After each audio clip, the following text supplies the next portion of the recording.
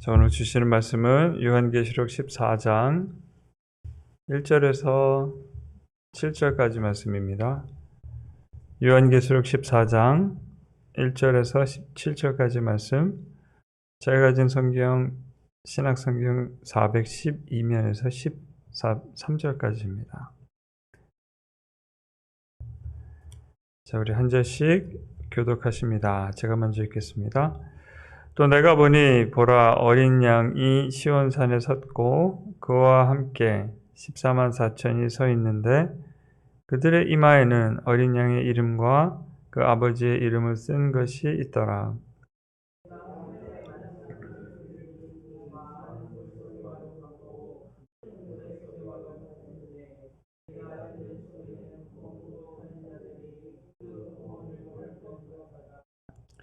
그들이 보좌 앞과 내 생물과 장로들 앞에서 새 노래를 부르니 땅에서 속량함을 받은 14만 4천 밖에는 능히 이 노래를 배울 자가 없더라.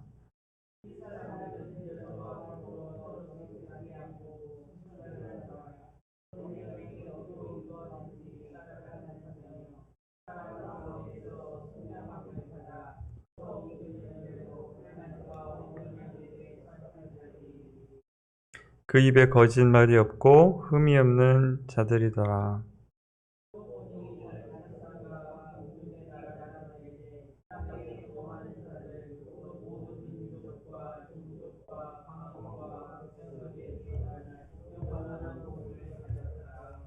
함께 읽으십니다. 그가 큰 음성으로 이르되 하나님을 두려워하며 그에게 영광을 돌리라.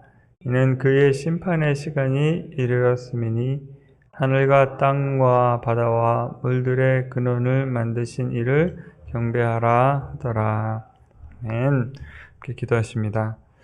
하나님, 우리에게 주신 생명으로 인하여 감사합니다. 육신의 생명으로 우리에게 허락하셔서 이 시간 하나님 앞에 나와서 예배 드리기 위해서 모였습니다. 아버지, 이 시간이 하나님께서 우리를 만나주시는 시간이 될 수 있도록 주의 성령으로 임하여 주옵소서. 우리의 삶의 문제로 우리의 마음속의 근심 걱정들 주님께서 하십니다. 이것이 찬양으로 바뀔 수 있도록 우리 생각과 마음을 주정하여 주옵소서. 우리의 영이 주의 성령의 붙들림을 받아서 하나님을 기쁘시게 하는 예배 드릴 수 있도록 인도하여 주시옵소서. 어두운 것들을 막으사 주님께서 홀라 영광받아 주옵소서. 예수 그리스도 이름으로 기도합니다. 신앙생활을 하는 가운데 어떤 말씀이 우리 가운데 주어지면 그 말씀으로 우리 자신을 돌아보게 됩니다. 어떤 때는 그 말씀이 마치 거울과도 같이 우리의 영적인 모습을 비춰보는 그런 말씀이 있는데요. 오늘 이 본문 말씀이 바로 그런 말씀입니다. 어떤 사람들을 이야기하고 있고 묘사를 하는데 그 말씀에 우리의 신앙을 비춰보고 내가 지금 하나님 앞에 어떻게 서 있는지를 비춰보면서 마치 거울과도 같이 하나님 앞에 우리가 살아가고 있는 신앙의 자세를 한 번쯤 되돌아볼 수 있는 그런 말씀입니다. 하나님께서 요한에게 환상을 보여주셨죠. 천사를 통해서 환상을 보여주셨는데 요한은 자기가 보고 들은 것을 기록했어요. 보고 들은 것. 그것을 통해서 교회에 편지를 썼고 그 편지를 받은 교회들은 그 말씀을 가지고 자기들이 살아가고 있는 그 당시에 그렇죠? 신앙생활을 또 돌아보게 된 거죠. 그 말씀을 하나님께서 우리에게 주셨습니다. 우리에게 2000여 년이 지난 이후에 기록된 말씀으로 우리가 이 말씀을 접합니다. 이 아침에 이 말씀을 통해서 우리의 신앙이 더 굳건해지는 축복을 누리시기를 바랍니다. 한번 볼까요? 14장의 1절에 보면 내가 보니 이렇게 기록하죠. 요한은 하나님께서 보여주셔서 이걸 본 거예요. 어린 양이 시온산에 섰고 이 어린 양은 예수 그리스도를 말씀하고 계시죠. 예. 그와 함께 14만 4천이 서 있는데 자, 14만 4천이라는 이런 사람이 서 있는데 이제 계시록 전반부에도 나온 그런 사람들이죠. 어떤 사람들이냐, 어떤 모습을 하고 있는가. 그들의 이마에는 어린 양의 이름과 그 아버지의 이름을 쓴 것이 있더라. 예수 그리스도와 하나님 아버지의 이름이 그 이마에 있다. 바로 이 전절에 나오는 그 사람들과 대조가 됩니다. 13장의 마지막 부에 보면요, 우상에게 경배하게 되는 사람들 이야기가 있습니다. 짐승에게 경배하게 되는 사람들, 하나님의 어린 양의 생명책에 기록되지 못한 사람들은 사탄이 이 땅에서 강제로, 그렇죠? 우상에게 경배하지 않으면 죽게 하고 또 매매를 못하게 하니까 짐승의 표를 이마나 오른손에 받게 한다. 그렇죠? 한 그룹의 사람들은 구원을 받지 못함으로 인해서 이마에 짐승의 표나 사람의 이름이라고 써 있는데 짐승의 표를 받는 반면에 하나님께 선택받고 구원받은 사람들 24만 4천의 이마에는 예수님의 이름과 아버지의 이름이 있습니다. 한마디로 우리가 얘기해 보면 하나님께 속한 사람들. 표가 딱 붙은 거죠. 이마에. 하나님 표. 이렇게 붙은 거예요. 이 사람들이 있더라. 또 이제 요한이 들었는데, 그럼 요한은 무엇을 보고 무엇을 들었는가? 들은 것은 내가 하늘에서 나는 소리를 들으니 많은 물소리와 같은, 많은 물소리라고 표현했는데 급류가 흐르는, 그렇죠? rolling water 같다고 그랬습니다. 영어로 표현하면요, 그러니까 물이 막 이렇게 급류를 타고 흐르는 그런 경류와 같은 소리 같고, 우레 소리도 같고, 천둥 번개 같은 우레 소리도 같고, 또 내가 들은 소리는 검은 고 타는 자들이 그 검은 고를 타는 것 같더라. 한국 번역을 할 때는 사람들이 쉽게 알아듣게 하기 위해서 검은 고라는 표현을 썼는데요, 영어 표현에는 또 harp라는 표현을 썼습니다. 천국에 나오는, 천국에서 들리는 찬양과 음악 소리를 묘사할 때는 두 가지로 묘사를 합니다. 그 환상을 받은 사람들이 하는 게, 첫째는 소리가 아주 크다. 그렇죠? 두 번째는 하프를 자꾸 얘기를 해요. 그러니까 그 화음과 조화로운 음악 때문에 그들이 들었던 음악 가운데 가장 가깝고 묘사하고 이해하기 쉬운 하프를 묘사를 하고 있습니다. 보니까 14만 4천이 어린 양 예수님과 함께 섰고 이제 크고 웅장한 음악 소리가 들리는 겁니다. 마치 오케스트라와 같은 그런 음악 소리가 들리는데, 그들이 보좌 앞에서, 하나님의 보좌 앞에서 내 생물과 장로들 앞에서 새 노래를 부르니, 우리가 방금 전에 찬양을 했죠. 천국에 올라가서 새 노래로 찬양을 부를 것이다. 바로 이 성경 구절에서 아마 영감을 얻은 그런 찬송 같죠. 보좌 앞에서 찬양을 하는데 이 찬양은 아무나 하는 찬양이 아니다.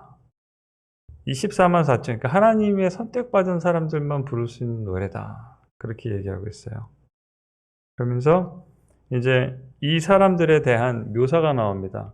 이 14만 사람들 겉보기에 이마에 이름이 있는 것뿐만 아니라 이 사람들의 캐릭터가 어떤 사람들인가, 도대체 어떤 사람들이 14만 4천인가. 첫 번째로는 순결한 자다, 이렇게 얘기하겠습니다.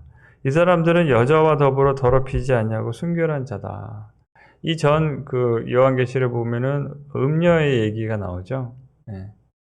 그래서 그 음녀의 얘기, 한마디로 말하면 다른 종교나 우상숭배에 물들지 않은 그런 사람들입니다.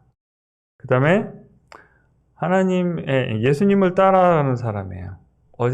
어디든지 예수님께서 인도하는 대로 따라가는데, 이게 쉽지가 않아요. 우리가 예수님께서 인도하신 대로 따라간다. 그러니까 말씀 따라 사는데, 여기서 말씀은 어디든지 따라간다고 그랬어요. 우리 찬양 가운데 아골골짝, 그쵸? 빈들에도 어디든지 가오리라, 복음 들고 가오리라 이랬잖아요.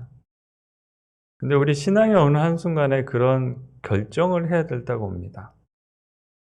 처음에 이제 믿음 생활 하게 되면요, 이제 믿음으로 너무너무 감사하고 예수님께서 나를 구원해 준 그 사랑이 너무너무 감격스럽고, 그래서 이제 내가 뭔가 예수님께 해드리고 싶다는 그런 마음이 들 때가 있어요. 내가 하나님께 뭘 해드릴까? 그래서 이제 서원도 하고요. 그쵸? 내가 이것을 하겠습니다 하기도 하고, 헌금을 하기도 하고, 봉사를 하기도 하는데요. 이제 내 생명을 다 드려야겠다는 그런 감동을 주실 때가 있어요. 내 모든 생활을 다 드려야겠다. 그러면서 이제 마음속에 결단을 하게 됩니다. 예수님께서 원하신다면 내가 어디든지 가겠다. 어디든지 가겠다. 그래서 마치 군인이 명령을 딱 받으면 움직이잖아요. 준비하고 갈 수 있게. 그러면 내가 이렇게 준비된 삶을 살아야 되겠다. 그래서 실제로 이 믿음 생활을 하다가 하나님께서 감동을 주셔서 자기가 생활하고 있는 생활의 터전을 옮기는 사람들이 있어요. 제가 아는 한 집사님은 젊었을 때 방탕한 생활을 했습니다. 술 마시는 걸 좋아하고 노름을 좋아했어요. 유학생으로 미국에 왔는데 부모님이 등록금 붙여주면 그 등록금을 가고 카지노에 가서 갬블을 해서 날리기도 하고 그런 삶을 살다가 고모님을 교회에 모셔다 드리는 라이드를 드리는 고모님 댁에서 살았는데 유학생으로 라이드를 드리는 거예요. 그런데 하루는 고모님을 라이드를 드리고 뒤에 이제 앉아있고 고모님이 기도하시는데 갑자기 울음이 쏟아지더래요. 갑자기. 자기도 모르게. 뒤에 앉아서 여기 있는데 1시간을 눈물 콧물 쓰면서 헝헝 울었답니다. 그러면서 고백이 나오는데 내가 예수님을 돌아가시게 했습니다. 예수님 돌아가시게 했습니다. 그 고백이 나오더래요. 그러고 나서 예수님 믿게 되고 나중에 이제 선교에 참여를 하게 됩니다. 그래서 미얀마라는 나라에 단기 선교를 여러 번 다녀왔어요. 그 당시에 직장 생활을 하고 있었고 아이들이 셋이 있었는데 지금 미얀마에 사세요. 이사 가셨어요. 선교지를 아예 온 식구가 다 이사 가서 지금 아예 파송받은 선교사가 아니라 자비랑 선교사로 미얀마에서 섬기고 계십니다. 하나님께서 주신 감동을 따라서 자기뿐만이 아니라 온 식구까지도 이렇게 옮긴 거죠. 미국에서 편안한 생활을 하고 있던 사람이 그렇게 옮기기가 쉬울까요? 제가 아는 분 또 한 분 얘기를 한번 할게요. 그분은 소프트웨어 컴퍼니에서 돈을 많이 버는 엔지니어였습니다. 연봉이 꽤 많이 받았었어요. 지금 기억나는 게 그 당시에 큰 처음에 이렇게 대형 플랫 TV가 나왔을 때 꽤 비쌌습니다. 근데 그분이 그 텔레비전이 신학 대학원을 왔는데 기숙사에 그 큰 텔레비전을 가지고 왔어요. 근데 어디로 가셨냐면 방글라데시로 파병 갔었어요. 방글라데시면 제일 가난한 나라죠. 방글라데시. 그래서 그 잘 살고 그 편안하게 살던 거 다 버리고 주님 따라서 이렇게 갔습니다. 그런 결정을 해야 될 때가 있어요. 내가 주님을 위해서 내가 누리고 있는 삶을 포기할 수 있는가? 주님께서 어떤 이유에서인지 잘 몰라요. 근데 주님께서 옮길 때는 나의 유익보다는 나를 통해서 다른 사람에게 신앙적인 유익을 끼치기 위해서 옮기시는 경우가 있어요. 나를 통해서 그 누군가가, 내가 가게 된 그곳에 그 누군가가 나를 통해서 하나님을 알게 되거나, 그쵸? 예수님의 복음을 알게 되게 하기 위해서 예수님께서 옮기세요. 예루살렘에 수천 명이 순식간에 모여서 교회가 형성이 됐습니다. 예수님이 돌아가시고 십자가에 부활하신 이후에 성령이 사도들에게 임하고 나서 베드로가 설교를 하죠. 여러분들이 십자가에 못 박히게 한 그분이 바로 하나님의 아들이고 여러분이 기다려왔던 메시아입니다. 그랬더니 사람들이 가슴을 치면서 그럼 내가 어떻게 해야 됩니까? 그럴 때 베드로가 그러죠. 예수 그리스도를 믿으십시오. 순식간이나 짧은 시간 내에 예루살렘에 수천 명이 모이는 교회가 형성이 되죠. 수많은 사람들이 세례를 받고 예수님을 믿습니다. 왜냐하면 그 사람들은 예수님을 뵀어요.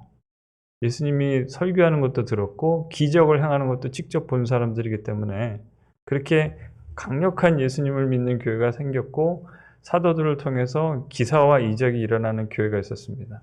근데 어떤 일이 일어났습니까? 박해가 시작이 되죠. 예. 스데반 집사가 순교를 하게 되고 바울이 그 당시 사울이 교회를 핍박하기 시작합니다. 다 흩으세요. 그 교회를 그 예루살렘에 모여서 계속해서 존존하게 하지 않으시고 하나님께서 그 교회를 흩으십니다. 박해를 통해서. 그 결과 어떻게 됐어요? 교인들은 괴로웠겠죠. 자기 친척 살고 있는 다른 지방을 찾아가든지 진짜로 보따리 싸가지고 도망가게 하듯이 해서 다른 곳에 갔어요. 그러면서 질문을 했겠죠. 도대체 내가 예수님 믿었는데 예수님 믿는 것 때문에 왜 이렇게 고생을 해야 되나. 그래, 하나님은 다른 계획이셨습니다. 그 옮겨간 사람들을 통해서 그곳에 살고 있는 사람들에게 예수님을 믿는 그 복음을 전하기 위해서 그 사람들을 옮기셨던 거예요. 신앙생활 하면서 우리는 신앙생활하는 가운데 우리가 바라는 것이 내 삶이 좀 편해지고 내가 좀 안락한 생활, 안정된 생활을 누리기 원하지만 하나님께서 우리에게 가진 계획이 다른 계획을 가실 때가 있어요. 그래서 우리 계시록에 나오는 이 예수님 앞에서 상 받는 사람들은 바로 그런 고난의 삶을 믿음으로 감당했던 사람들입니다. 그 고난의 삶 가운데 죽음까지도 마다하지 않았던, 죽임을 당하기까지 예수님께 순종했던 사람들이 이 계시록에서는 주님의 보좌 앞에서 찬양을 드리고 있죠. 14만 4천이 바로 그런 종류의 사람들입니다. 그래서 사람 가운데 속량함을 받아 처음 익은 열매다 그랬죠. 속량함을 받다는 것은 예수 그리스도의 목숨으로 이 사람들의 목숨을 하나님께서 사신 사람들이에요. 속량받은 사람들로 누구에게 속했다? 예수님께 속한 사람들이에요. 그래서 이 말씀으로 이 사람들을 묘사하겠습니다. 그 다음에 그 사람들의 언행을 보니까 거짓말을 안 해요. 거짓말을 안 해요. 어제 제가 우리 EM 성경 공부가 1년 반 만에 모였습니다. 다시 인펄슨. 한 분은 줌콜 하다가 오셨어요. 운전하고. 줌콜 하다가. 언제까지 있을 거냐 그러더니 한 30분 걸리는데 줌콜 하는 동안 오셨어요. 그러면서 그런 얘기를 했습니다. 혹시 어제 우리가 나눴던 성경 구절이 예수 그리스도가 육신을 입고 오신 것을 부인하는, 속이는 사람들에 대한 요한2서 말씀이 있었어요. 그러면서 우리 주변에 거짓말하는 사람들 혹시 아십니까? 우리 삶 가운데 혹시 거짓말 잘하는 사람 본 적이 있습니까? 왜냐면 이제 사단의 성품, 사단의 특성이 거짓말하고 속이는 거잖아요. 그랬더니 우리가 한두 사람 정도는 거짓말 잘하는 사람을 만난 적이 있는 거예요. 농담으로 거짓말하면서 농담을 하고, 농담하면서 거짓말하면서 그냥 넘어가는 거죠.